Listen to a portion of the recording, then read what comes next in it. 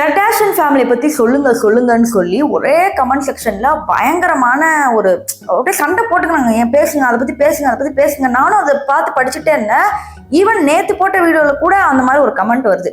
So ரிப்பீட்டடா இந்த மாதிரி கமெண்ட்ஸ் வரப்ப, அதாவது நிறைய பேர் பாலசுந்தரி யாரும் கமெண்ட் பண்றீங்க, நீங்க கேட்டு நான் பண்ணாம இருந்தா என்ன அவசியம்? அதனால வந்துட்டு நீங்க சொல்லி நான் கண்டிப்பா பண்ணுவேன். ஸோ கர்டாஷியன் யாரு, இவங்க எங்க இருந்து தொடங்கினாங்க, எப்படி ஒரு ஃபேமிலியில இத்தனை பர்சன்ஸ்க்கு வந்து பாப்புலரா இருக்க முடியாதா? ஒருத்தர் இருந்தா பரவாயில்ல, எப்படி சைலண்டா அவங்க வந்தாங்க அப்படிங்கிற ஒரு டவுட் இருக்கும்ல.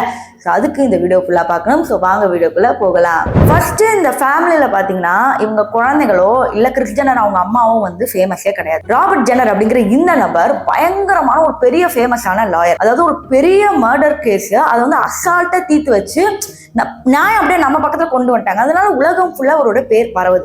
இப்ப கிறிஸ் ஜென்னரை பாக்குறாங்க, கல்யாணம் பண்ணிக்கிறாங்க, காதல் வந்து எல்லாம் சரி. அதன் பிறகு குழந்தைங்களை வசன்னு பெத்து போடுறாங்க. எல்லாம் வந்து டாட்டர்ஸ் தான். இப்ப அடுத்து என்ன ஆகுது, இங்க வந்து கல்யாணம் ஒர்க் அவுட் ஆகல அப்படின்னு சொல்லிதான் இன்னொருத்தவங்களை கல்யாணம் பண்ணிக்கிறாங்க. இவரையும் உங்களுக்கு நல்லா தெரியும். இவர் எப்படி பாத்தீங்கன்னா ஒலிம்பிக்ல டெக்கத்லான்ல ஃபர்ஸ்ட் பிரைஸ், அதாவது பாத்தீங்கன்னா கோல்டு மெடல் அடிச்சவர். இவர் பேரு ப்ரூஸ் ஜென்னர். இப்போ ஓகே, என்னடா இது கதையை ஒண்ணும் புரியல. பாத்தீங்கன்னா முதல் காதல் தோல்வி அடைந்தனால இரண்டாவது காதல்ல சக்சஸ் ஆகி அவங்களோட குழந்தைங்களை இவங்களோட குழந்தைங்க மாதிரி பாத்துக்கிறாங்க. இப்பயும் ஒண்ணும் புரியல. நீங்க திருப்பி ஃபர்ஸ்ட் பார்த்தா புரியும். இப்போ இது ஒரு பக்கம் போயிட்டு இருக்கு. இப்போ அவங்களுடைய மகள்கள் நிறைய பேர் இருக்காங்க. அதுல கிம் கர்டாஷியன், இவங்க பத்தி உங்களுக்கு எல்லாருக்குமே தெரிஞ்சிருக்கும். பாரிஸ் ஹில்டன் அப்படிங்கிற இவங்களோட சைல்ட்ஹுட் ஃப்ரெண்ட், இவங்களும் வந்து பயங்கர ஃபேமஸ் ஆனவங்க தான். இவங்க அடிக்கடி மீடியால வர்றது போறதுன்னு இருந்துச்சு. இப்போ இவங்க 2 பேர் இருக்கிற பிரைவேட் வீடியோ ஒன்று லீக் ஆகி அது உலகம் ஃபுல்லா பரவுது. இப்போ எப்படி சும்மாவே ஒரு நடிகரோட பிரைவேட் லிங்க் வந்தா வந்து டெலிகிராம்ல வேணும்னு கேட்கறானுங்க, அந்த மாதிரி அந்த காலத்துல இது கேசட் போட்டு விற்கிறது, அதை பண்றது இதை பண்றதுன்னு பெரிய பரபரப்பாயிடுச்சு. இப்போ இதை எப்படி பிசினஸா மாத்தினாங்க அப்படிங்கிறது தான் ஹைலைட். இவங்க என்ன பண்றாங்கன்னா, இந்த மாதிரி கர்டாஷியன்ஸ் ஃபேமிலி பத்தி ஒரு ஷோ நடத்தலாம் அப்படின்னு சொல்லி ஆரம்பிச்சு கீப்பிங் அப் வித்னு ஒரு ஷோ, ஓகேங்களா, அது ரொம்ப பழைய ஷோ. அதுல வந்து கர்டாஷியன்ஸ் ஃபேமிலி பத்தி எங்களோட லவ் லைஃப் எப்படி இருக்கு, எங்க மேரேஜ் லைஃப் எப்படி இருக்கு, எங்களுக்குள்ள வர சண்டை என்ன அப்படின்னு சொல்லி இந்த கெண்டல் கைலி சண்டை போடுறது இது எல்லாமே வரும். அது ஒரு வீடியோ போய் பார்த்துட்டு வாங்க. You know what? You're picking the wrong number. So take a chill pill. Stop. Relax. You guys, stop it. She hit me first. Mom!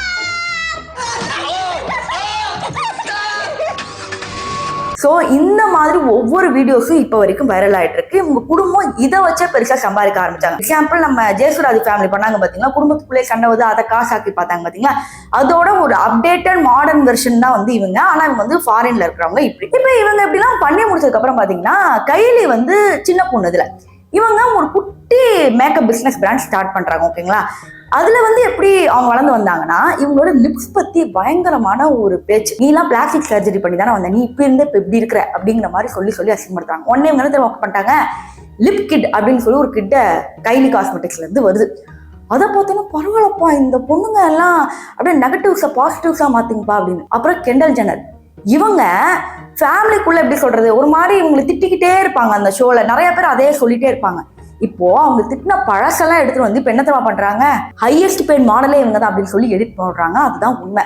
So இந்த ஃபேமிலிக்கு உள்ள லக் என்னன்னா, பொதுவாகவே பொம்பளை பிள்ளைங்க பிறந்தாவே வந்து எல்லா நாட்டிலையும் சொல்றாங்க பொம்பளை பிள்ளைங்க அப்படின்னு சொல்லிட்டே இருப்பாங்க. ஆனா இந்த ஃபேமிலியில இருக்கிற அத்தனை பெண்களும் பாத்தீங்கன்னா ஒரு பெரிய இடத்த வந்து பிடிச்சிருக்கிறாங்க. கிட்டத்தட்ட இந்த ஃபேமிலியில இருக்கிற எல்லாருமே பாத்தீங்கன்னா ஒரு கல்யாணத்தோட நிக்கல. இவங்களுக்கு ஏன் லவ் ரிலேஷன்ஷிப் வேலை செய்யல அப்படிங்கிறதே தெரியல. கைலியில இருந்து கெண்டல் கூட சரி, நிறைய பேர் வந்து அவங்க டேட் பண்ணாங்க, கல்யாணம் வரைக்கும் முறிஞ்சு போயிடும். இதற்கு காரணம் என்ன சொல்லப்படுதுன்னா, இவங்க ஃபேமிலியில வந்து பாத்தீங்கன்னா ஒரு மாதிரி கெத்தா, எங்க கர்டாஷியன் ஃபேமிலினா ஒரு பிராண்ட், ஓகேங்களா, அந்த பிராண்டுக்கு ஒத்து வர மாதிரி இருக்கிறவங்களை மட்டும்தான் நாங்க சேர்த்துவோம். ஒரு வேலை எங்களை மீறி நீங்க என்ன பண்றீங்கன்னா அப்படியே தள்ளி வச்சுக்கோம். இதுதான் வந்து ஒரு கான்செப்டாவே இருக்கு. ஒரு தடவை கிறிஸ் ஜென்னர் கிட்ட கேட்கறாங்க, ஏங்க உங்களை ஒரு ஆம்பளைங்க கல்யாணம் பண்ணிட்டாவே வந்து அடுத்த ஒரு கொஞ்சம் வருஷத்துலேயே டிவோர்ஸ் பண்ணிட்டீங்க, என்னங்க பிரச்சனை அப்படின்னு கேட்டா அவங்க சொல்றாங்க, ஏங்க எங்களை பார்த்து என்ன பேய் மாதிரியா தெரியுது, நாங்க வந்து அவங்கள விட அதிகமா ஃபேமஸா இருக்கறனால ஆம்பளைங்களுக்கு பிடிக்கல, அது வயிற்றுச்சல் போல அப்படின்னு சொல்லி அந்த இன்டர்வியூல சிரிச்சுட்டே முடிக்கிறாங்க. அதன் பிறகு அந்த இன்டர்வியூ வைரலாக நிறைய பேர் என்ன தெரியுமா சொன்னாங்க, இந்த பொண்ணுங்க எல்லாமே சூனியம் வைக்கிறவங்க அப்படிங்கிற மாதிரி, ஒரு பிளாக் மேஜிக் பண்றவங்க அப்படின்னு சொல்லி என்னென்னமோ மீன்ஸ் வருது, என்னென்னமோ அலிகேஷன்ஸ் வருது. ஆனா அதை பத்தி அவங்க கண்டுக்கவே இல்லை. அதே மாதிரி இந்த ஃபேமிலியில இருக்கிற எல்லாருமே பாத்தீங்கன்னா full and full plastic surgery பண்ணிருக்காங்க. ஆனா அவங்க என்ன தெரியுமா சொன்னாங்க, எங்க பாடி எங்க சாய்ஸ். அவங்க வந்து அதை மறுக்கவும் இல்லை, அட் த சேம் டைம் வந்து ஆமா நாங்க பண்ணோம் அப்படின்னு சொல்லவே இல்லை. எங்க பாடி எங்க சாய்ஸ், பெண்கள் எப்படி வேணாலும் இருக்கலாம் அப்படிங்கிறதுக்கு இவங்க ஒரு முன்னுதாரணமா இருந்தாங்க அப்படின்னு கூட சொல்லலாம். இப்போ இவங்களுக்கு எங்க திரும்ப பெரிய அடியா வந்து மாறிடுச்சு. ரீசெண்டா கைலியும் டிராவிஸ் ஸ்காட்டும் வந்து ஒன்னா இருந்தாங்க. இவங்களுக்கு ஒரு குழந்தை இருக்கு. டிராவிஸ் ஸ்காட் என்ன பண்ணிட்டாரு, வேற ஒருத்தவங்க யாரோ வந்து லவ் பண்ணிட்டு இருந்தாங்க சைட்ல. ஜென்ரல் அப்படிதான் இன்னொரு பையனை லவ் பண்ணிட்டு இருந்தாங்க. அவங்க வேற யாரோ சைட்ல லவ் பண்ணிட்டு இருக்காங்க. இப்படி சைடா லவ் பண்ணி வாழ்க்கையே வந்து வெறுத்து போயிட்டாங்க. அதனால கிட்டத்தட்ட ஆம்பளை சேர்க்கறதுக்கு வந்து கொஞ்சம் பயப்படுறாங்க. இப்ப வேற என்ன மேட்டர் அப்படின்னா, இந்த ஃபேமிலி என்னதான் பில்லியனியரா இருந்தாலும் எப்படி ஒரு இன்ஃபுளுன்ஸ் வச்சு இவ்வளவு தூரம் வர முடியும் அப்படிங்கிற கேள்வி எல்லார் மனசுலயும் வந்து எழுது. அப்பதான் இன்னொரு ஃபேக்டர் வந்து உடையுது. ப்ரூஸ் ஜென்னர் அப்படின்னு சொன்னால இந்த அதாவது தத்தெடுக்கப்பட்ட அப்பா, அதாவது வந்து ராபர்ட் ஜென்னருக்கு பிறந்த பிள்ளைகள், இவர் ஸ்டெப் டாட் சொன்ன இல்லையா, இவர் திடீர்னு பொண்ணா மாறிடுறாரு. எவ்வளவு பெரிய ஷாக்கிங்கா இருக்கும். இவர் பொண்ணா மாறி ஒரு இன்டர்வியூல சொல்றாரு, நீங்க ஏன் சார் பொண்ணா மாறினீங்கன்னு கேட்டதுக்கு, இல்ல எனக்கு வந்து என்னதான் ஒலிம்பிக் மெடல் வாங்கினாலும் எனக்கு அந்த சின்ன வயசுல இருந்து எனக்கு அந்த பெண்கள் பண்ற விஷயங்கள் எனக்கு ரொம்ப பிடிக்கும். எனக்குள்ள நான் ஒரு பெண்மையை உணர்ந்துட்டே இருந்தேன். இந்த ஒலிம்பிக் மெடல் வாங்கினால எங்க நான் வெளியே சொன்னா நான் அசிங்கப்படுத்திடுவாங்களோன்னு எனக்கு தோணுச்சு. நான் சொல்லலை. கல்யாணம் பண்றப்ப உங்க மனைவி கிட்ட சொன்னீங்களா? இல்ல, என் மனைவி கிட்ட நான் சொல்லலை. அவர் எழுதின புக்ல கூட என் மனைவியிடம் நான் பெருசா எதுவும் பகிர்ந்துக்க மாட்டேன், ஏன்னா அவங்க அப்படி இப்படின்னு சொல்லி கொஞ்சம் கெட்டதாகவும் எழுதியிருக்கிறாங்க. இதை பத்தி கிறிஸ் ஜென்னர் கிட்ட கேட்டப்ப அவங்க என்ன சொன்னாங்கன்னா, எனக்கு ரொம்ப வருத்தமா இருக்கு, என் கணவர் இதை பத்தி முன்னாடியே சொல்லியிருந்தாருன்னா நான் அவருக்கு ஹெல்ப் பண்ணிருப்பேன் அப்படின்னு சொன்னாங்க. ஸோ 65 வயசு வரைக்கும் ஆணா இருந்துட்டு 65 வயசுக்கு அப்புறம் டிரான்ஸ்ஜெண்டரா மாறி இப்ப இந்த எல்ஜிபிடிக்கு இருக்காங்களா, இவங்களுக்காக போராடுறது, இவங்களுக்காக வாய்ஸ் அவுட் பண்றது எல்லாமே பண்றாங்க. இப்ப அவங்க பிள்ளைகள் எல்லாம் இருக்காங்க பாத்தீங்களா, இவங்க வந்து இன்னும் அவங்க அப்பா தான் கூப்பிட்டு இருக்காங்க. இவங்க கிட்ட கேள்வி கேட்கறாங்க, இந்த மாதிரி உங்களுக்கு வியடா இல்லையானா, அவங்க எப்படி மாறினாலும் எண்ட் ஆஃப் த டே அவங்க எங்க அப்பா தானே, நாங்க அப்பானே கூப்பிட்டுக்கோம் அப்படின்னு சொல்றாங்க. ஸோ ஒரு ஃபேமிலியே இன்ஃப்ளூயன்சரா மாறி அவங்க ஃபேமிலி பத்தி வீடியோ போட்டு வியூஸ் ஏற்றி இன்னைக்கு பெரிய அளவுல வந்திருக்கிறாங்க. அது மட்டும் இல்லாம இவங்களை பத்தி கெட்ட விஷயங்கள் என்ன வந்தாலும் எல்லாரும் என்ன தெரியுமா சொல்லுவாங்க, நீங்க கர்டாஷியன்ஸ் ஃபேமிலியை வெறுக்கலாம், அவங்களுக்கு பிடிக்காம கூட போகலாம், ஆனா இக்னோர் மட்டும் பண்ணவே முடியாது. ஏன்னா அவ்வளோ இன்ஃப்ளூயன்ஸ். மேக்கப் போய் பார்த்தீங்கன்னா அந்த பக்கம், இந்த பக்கம் பார்த்தீங்கன்னா அவங்க ட்ரெஸ் ஃபேமஸாக இருக்கும், இந்த பக்கம் பிளாஸ்டிக் சர்ஜரி பண்ணால் இவங்க ஃபோட்டோ தான் வரும்.